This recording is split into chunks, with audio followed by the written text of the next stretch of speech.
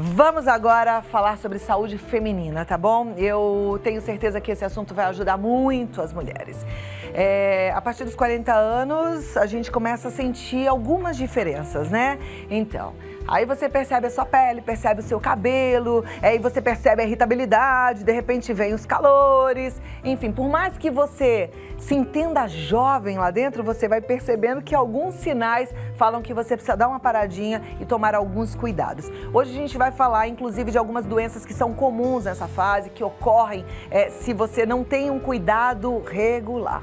Vamos falar de climatério, mioma, endometriose e outras doenças que podem aparecer nessa fase mais madura da mulher. Para conversar conosco e esclarecer todas as dúvidas, eu recebo a minha ginecologista, obstetra, doutora Carla Bettarelli, que vem com o Filipe. Olha lá, eu disse que está em dose dupla. Olha que coisa mais linda. Me acompanhada hoje.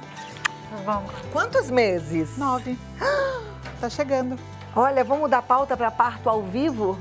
Gente, as próximas 3 que semanas. Que barriga linda. E que grávida linda. Obrigada. Meus parabéns, viu? Obrigada. Vamos sentar um pouquinho. Deve ser interessante uma ginecologista que acompanha mulheres grávidas a vida toda, de repente, passar por isso, né? Mas tá sendo uma experiência realmente inimaginável. Muito bom. Muito bom. Muito bom. Hoje a gente não vai falar de gravidez, não. Até porque a gente sabe que tem algumas gravidinhas de plantão, mas a gente tem um público muito grande de mulheres acima dos 40 e que já começam a perceber os sintomas do climatério. Sim. A mulher tem fases, né? Sim, isso é muito importante falar sobre as fases da vida da mulher, né? Na verdade, o climatério ele é uma fase de transição da mulher para da fase reprodutiva para a fase não reprodutiva, né? Isso é uma fase. É importante falar também para as pacientes que não é uma fase patológica, não é uma doença, é uma fase natural que todas nós vamos passar invariavelmente.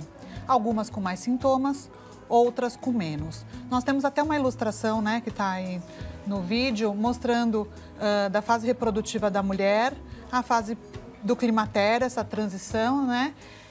E a menopausa, isso confunde-se muito. O que é a menopausa, o que é o climatério? O climatério é a fase da transição. Pode durar 3 a 5 anos e pode ter alguns sintomas da menopausa, do pós-menopausa. Menopausa é um evento, é a parada da menstruação. 1 ano sem menstruação. Então, uma é uma fase, outra é um evento. Por isso que a gente divide em pré-menopausa e pós-menopausa. E nessas fases são importantes o cuidado com a saúde da mulher.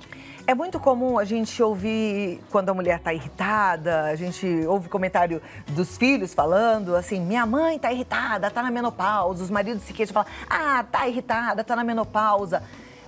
É o climatério, na verdade, que é essa fase. Mas a menopausa também traz esses sintomas de, por exemplo, irritabilidade, alteração de humor, os calores? Sim, tanto no pré-menopausa, né, na fase de transição, como no pós-menopausa, que dura em média até uns 65 anos. Não são todas que vão ter todos os sintomas, mas alguns sintomas são bem comuns. Falta do sono, insônia, irritabilidade, até algum quadro depressivo. As ondas de calores são muito comuns, fadiga, cansaço, alteração de libido, secura vaginal. Na verdade, o que a gente precisa entender é que todos esses eventos são associados à deficiência hormonal, a essa falha hormonal que vai acontecendo a partir dos 40 até a gente considera. Então, a partir dos 40 até os 65, que é no pós-menopausa, todo esse transtorno hormonal pode gerar esses sintomas ou não. Tem mulheres que passam muito bem pela fase do climatério e da menopausa. Outras ficam extremamente sintomáticas, com grande impacto na qualidade de vida. E é aí que o atendimento individual, humanizado, personalizado, faz a diferença. Faz toda a diferença. Todas as mulheres podem fazer a reposição hormonal? Porque, no caso, a reposição hormonal melhoraria esses sintomas? Não só a reposição hormonal. A gente tem alguns estudos que mostram que 30% dos sintomas, principalmente na fase da transição, são resolvidos apenas com atividade física regular e alimentação, por exemplo. Podemos usar fitoterápicos, medicamentos naturais, até porque realmente tem pacientes que não podem com reposição hormonal. Tem contraindicações formais para isso. E a gente tem que sempre pensar no custo-benefício de tudo, né? E eu acho que o mais importante é melhorar a qualidade de vida da mulher, independente do mecanismo, para cada uma delas. Quem pode o hormônio, se precisar, utilizaremos. Quem não precisa, faremos de forma mais natural. Ok, fazendo boas escolhas no dia a dia. Com certeza. A mulher quando chega aos, vamos botar 40 anos, mas assim, dos 40 para frente, ela precisa fazer alguns exames que ela não fazia até então? Com certeza. Algumas patologias ficam mais incidentes nas mulheres, algumas até a partir dos 30. Mas na mulher madura, a partir dos 40 até dos 45, a gente precisa de algum acompanhamento um pouquinho mais individualizado. Culturalmente, nós mulheres já vamos mais ao médico, né? Então, eu acho que o importante do ginecologista é isso. É a oportunidade de nós sermos o clínico da mulher também. De pegarmos alterações não só ginecológicas, não só alteração de Papa Nicolau ou de mamografia. Cuidar da mulher como um todo, né? Fazer avaliação laboratorial, cuidar e acolher a mulher. Essa fase é muito comum que a mulher fique mais sensível. Então, também, além da parte técnica dos exames, tem que tentar entender sua paciente. Algumas estão ótimas, outras passam pelo processo do envelhecimento com um processo não muito legal. Então, tem que entender sua paciente também para melhorar a qualidade de vida dela. E não tratar um exame só, tratar a mulher como um todo, né? Isso, quando acontece, é maravilhoso. Eu tenho o privilégio de ter esse cuidado, esse acompanhamento, faz muita diferença. Eu desejo muito que você também encontre uma médica atenciosa como a doutora Carla, né? E que você tenha um médico que cuide de você no todo. Aí, no caso, o médico precisa ser um pouquinho psicólogo, mas também, como você falou da alimentação, um pouquinho nutrólogo, né? Também. Porque a carência de algumas vitaminas, alguns minerais, podem também gerar mais ainda sintomas que fazem parte do climatério. Com certeza. E a deficiência hormonal, junto com a deficiência vitamínica, podem acarretar em vários outros problemas. Um dos pontos que a gente observa bastante na mulher nessa fase do climatério é a parte óssea. Mulher pós-menopausa, por falta dos hormônios, tem uma tendência maior a desenvolver a osteoporose, né? Primeiro uma osteopenia, depois uma osteoporose. Então, tudo envolve alimentação, suplementação de vitaminas, se necessário cálcio, a vitamina D, atividade física, porque o cálcio precisa entrar no osso. Então, esse é uma das outras avaliações muito importantes nessa fase, a parte óssea feminina. Perfeito. A gente fica muito preocupada com o aparecimento de mioma, muito preocupada com a possibilidade de um câncer. Nessa fase, a incidência é maior? É maior, é maior. O mioma em si, a gente tem até uma imagem ilustrativa para mostrar o que é o mioma. Na verdade, o mioma, ele é uma patologia totalmente, é uma doença totalmente benigna, né?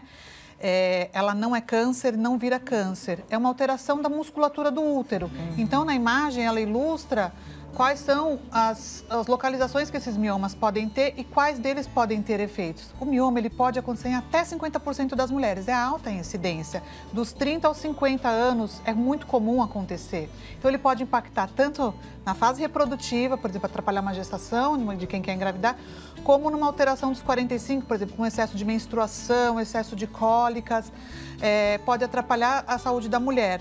Um sangramento excessivo, ou quando o mioma cresce muito, uma compressão de bexiga, de intestino, mas também não necessariamente esse mioma tem um crescimento acelerado e é cirúrgico. Ele precisa de um acompanhamento, mas câncer ele não vira, mas é uma incidência muito prevalente nessa fase da vida da mulher. Você falou de cirúrgico. Tem algumas mulheres que já passaram pelo procedimento de retirada do útero e outras que ouviram falar que talvez tenham que tirar. Isso causa algum transtorno para a saúde feminina? Ele vai fazer falta? O útero, hoje em dia, opta-se, quando precisa retirar o útero, opta-se por manter os ovários, que mesmo que ainda numa fase de transição, ele produza um pouco de hormônios, a gente tenta, na maioria das vezes, preservar os ovários. O que acontece é que o útero é um órgão muito significativo para a mulher. Então, algumas mulheres, a gente dosa bem isso. A retirada de um órgão, que é o sinal da feminilidade, que eu já vi pacientes chateadas por não terem mais o útero, em contrapartida, outras que têm uma qualidade de vida totalmente melhorada, que não tem mais aquele sangramento excessivo. Mas por ser uma patologia benigna, não necessariamente a gente precisa operar. Mesmo tanto o mioma como os pólipos, por exemplo. Os pólipos, a gente tem uma imagem ilustrativa também. Os pólipos, é uma alteração do endométrio, que é a camada interna do útero da mulher, que ele pode acontecer também a partir dos 30 anos, nos 40, nos 45, nos 50. A nossa preocupação maior é no pós-menopausa. E normalmente os pólipos endometriais, a gente consegue diagnosticá-lo por um ultrassom transvaginal que a gente faz na nossa rotina ginecológica. E a gente faz sempre no pós-menopausa uma avaliação desse pólipo, porque ele pode dar um sangramento pós-menopausa. E todo sangramento pós-menopausa tem que avisar o médico. Pode ser um pólipo simples, que não precisa fazer grandes... Tem terapia hormonal, pode se fazer a retirada do pólipo, como ele pode ser, inclusive, um câncer de endométrio. Então, os sinais e sintomas nessa fase são todos muito relevantes e têm que ser divididos com o ginecologista. Por isso, por as patologias irem aumentando conforme a idade vai passando, né? Então, se tiver um sangramento, tem que comunicar. Tem que Algumas comunicar. mulheres já no climatério, na menopausa, falam, eu já ouvi amigas falando, que estão com uma secreção no seio como se fosse leite, né? Ai, parece que vou amamentar. Isso é normal? Não, a gente também precisa avaliar sempre que sai uma secreção, principalmente no pós-menopausa. Pode ser algum distúrbio hormonal? Pode, mas a gente precisa relevar muito os sinais de um risco de câncer de mama. Apesar que, assim, a grande maioria maciça do diagnóstico do câncer de mama, ele é feito por exames, achados de exames, em fases iniciais. Isso é ótimo, porque temos acesso aos exames. Mamografia e ultrassom de mamas. Hoje, pela Sociedade Brasileira de Mastologia, a recomendação é mamografia anual a partir dos 40 anos de idade.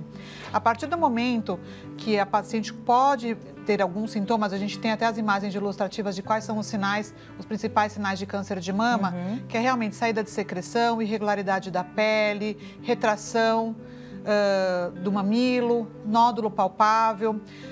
É muito importante da mulher fazer o autoexame. Apesar de vários trabalhos dizerem que o autoexame não faz diferença no impacto de vida da mulher, por quê? No autoexame, quando você toca um nódulo, é um câncer mais avançado. Realmente faz todo sentido.